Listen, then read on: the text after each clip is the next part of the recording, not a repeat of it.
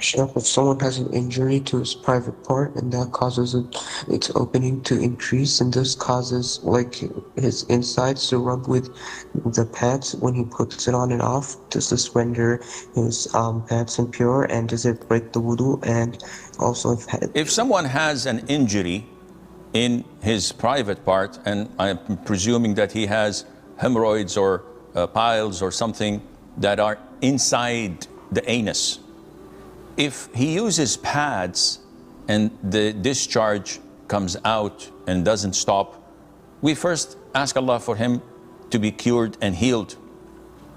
And secondly, he has to wash himself, change the pad, perform wudu after the adhan of the fard prayer is called.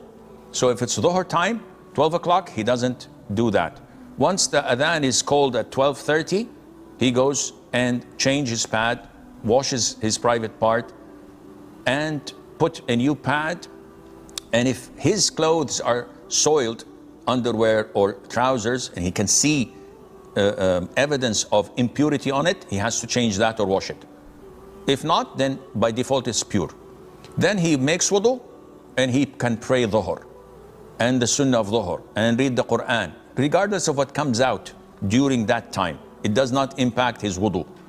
That such discharge or impurity coming out or bleeding does not impact his wudu. Once the asr is called, the adhan, he has to repeat this process, and he does this for every salat.